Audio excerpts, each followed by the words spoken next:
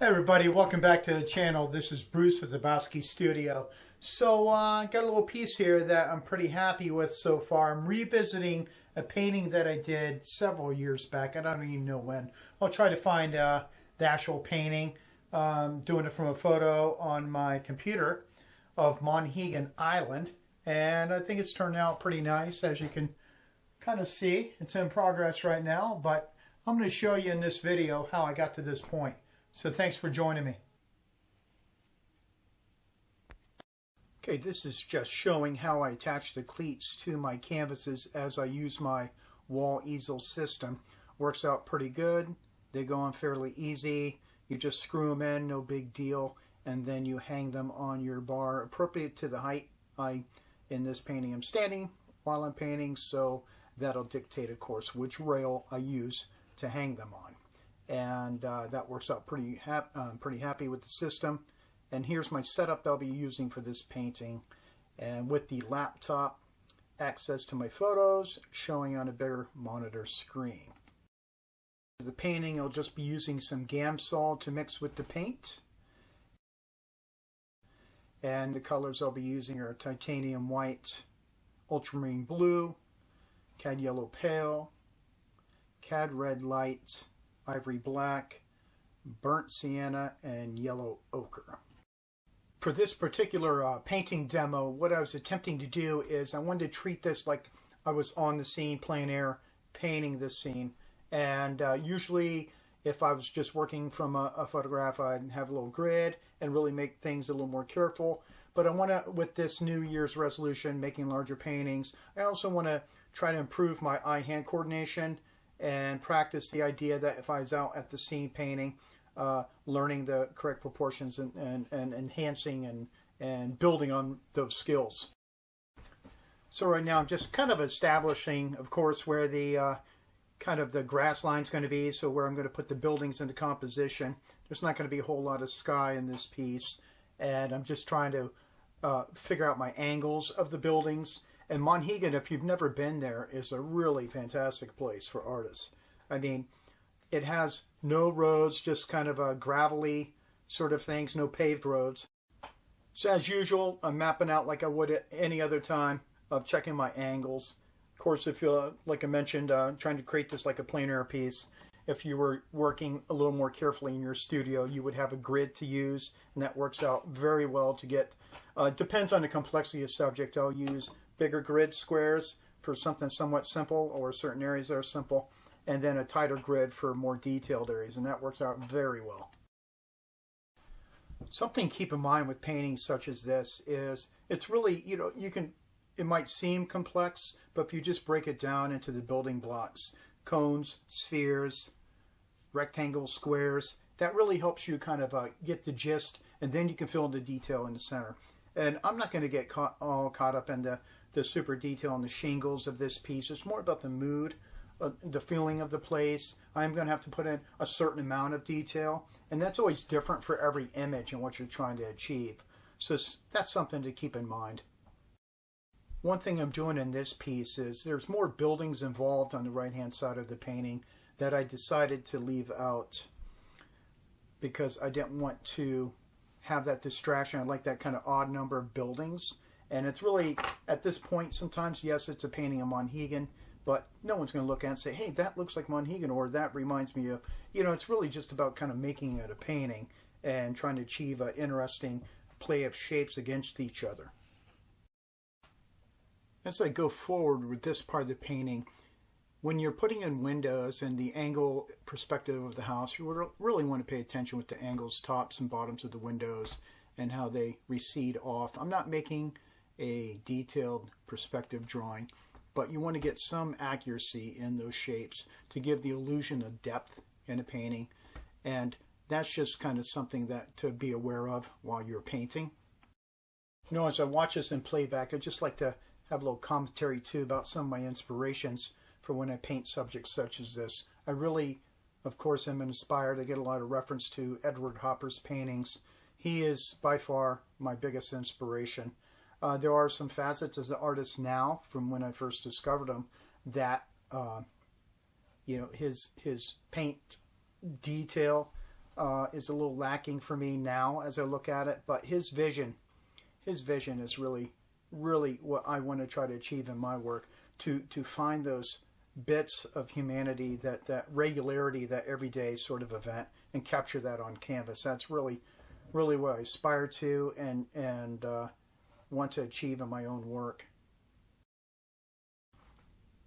You know, I've seen some paintings that he's done on Monhegan. He's made a pilgrimage out there, and I think it's kind of cool that following that sort of tradition of artists going out there to paint on Monhegan and you know, collect information and stuff like that is really kind of gives me a connection to other artists, because a lot of times as artists we work alone in our studios, and it can be a very lonely practice and hard to feel like you're connected to a greater whole.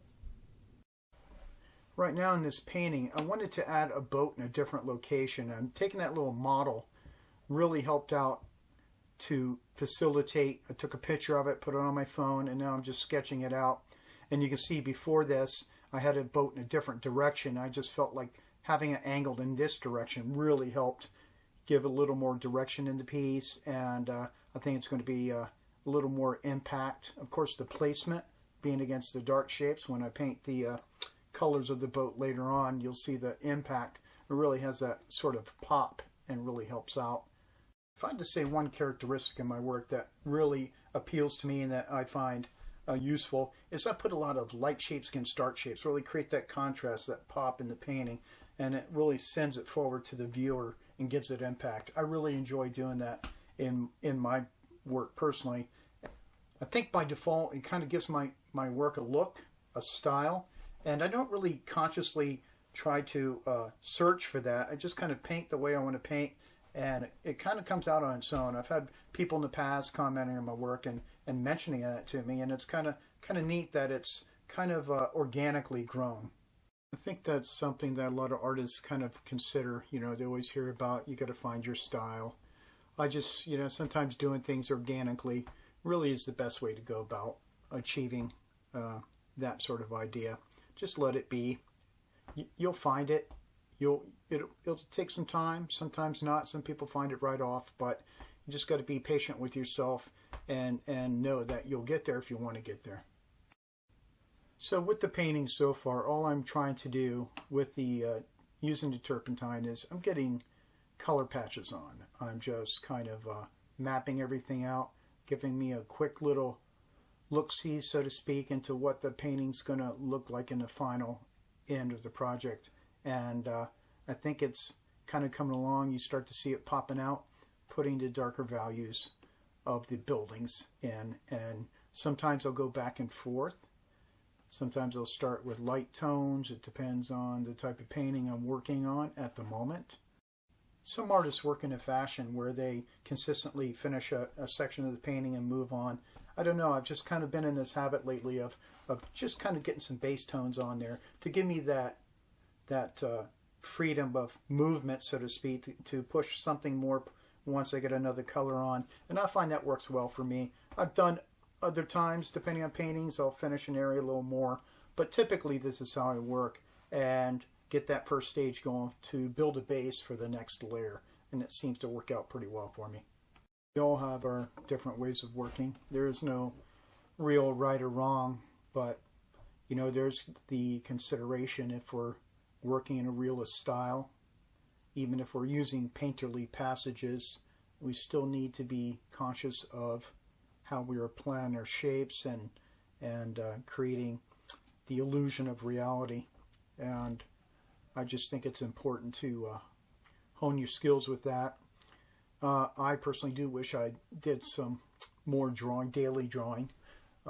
That's something else that's on sort of my bucket list of 2022 that I hope to start working on more of, just picking random objects or something and improving those skills more. I tend to just kind of got caught up in, I've done a lot of drawing when I was younger, but as I moved on and just getting into the painting, it just felt natural to me to draw with the brush, and been kind of doing that ever since. And I that can be dangerous territory, you know. It can weaken your drawing skills over time. So something I'm trying to be aware of in 2022. Now I'm just kind of mapping out the ocean tone in the background. You can see I tried to paint over the railing sticking off the back of the house, but I chose to just paint over it so I have more fluid movement in the water. And you'll see later on how I recreate that railing right here of just loading up some paint and drawing it across.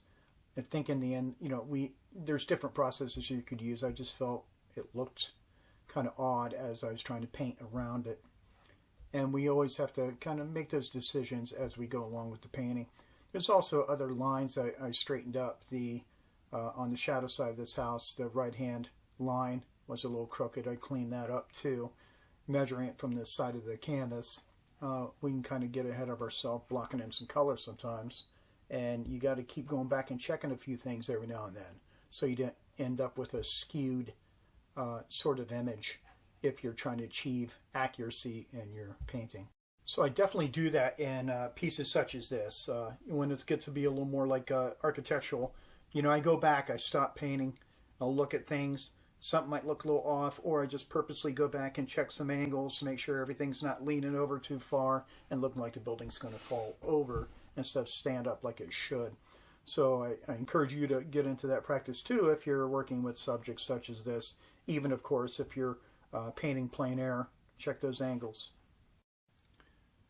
Just want to take a second here and thank the people. If you're new watching my channel videos for the first time, thank you very much for joining. I hope you like what you're seeing, and I encourage you to subscribe if you haven't done so already for future content on the channel. One of the things too that I like about this kind of subject is you get into the nitty-gritty. At this stage in the painting, I won't be there yet, but as I follow up with the painting on second stages, getting into all the debris of coastal life, the buoys, the rope, and all that sort of thing. And I think that's going to be the fun part for detail.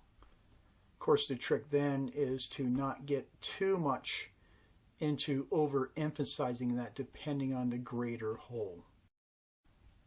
That is something I've been guilty of in the past over and over again. Sometimes in a painting, you get too caught up when you start getting into the details. They look so yummy, you want to really kind of render them. And you got to remember to step back away from the painting every now and then, detach, and see if that detail really needs to be that detailed. It's you can get too sort of cluttered in a painting. You can have like something that looks like a painting here, looks like a painting here, and then its own right. But as a greater whole, it starts to fall apart. It doesn't seem as connected. So be careful of that. Here I am working on the boat, and boats are hard to do because the shape of each type of boat can be different. So you can sort of try to map it out in a rectangle and then flush it out with the curves. I just kind of winged it, acting again like I was painting on site. With the photo that you can't see, it's off screen, it's on my tablet, that I took of the model boat from earlier. I positioned it in a vantage point that looked appropriate to the scene, and now I'm just kind of filling it in, painting it, and I'm not looking to render the whole thing exactly as it is in real life. I'm just filling in the color on the shack, getting that base tone in. And it's going to be really fun later on working on that ramp and the bottle thing on the stand there, because that's going to have some nice contrast against the colors. So I'm really looking forward to that in the future.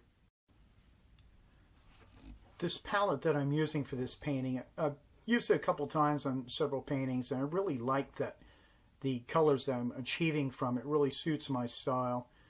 You're getting your bright primaries and your kind of muted, earthy primaries, and it's a nice mix to really kind of get a little selection of colors that works well.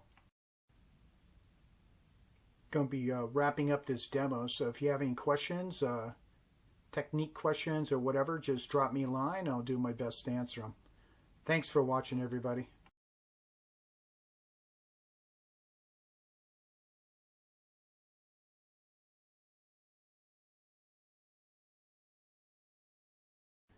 Okay, everybody, I hope you enjoyed this video and it helps you with some of your own painting that you want to do, some ideas that I talked about, helps improve your paintings.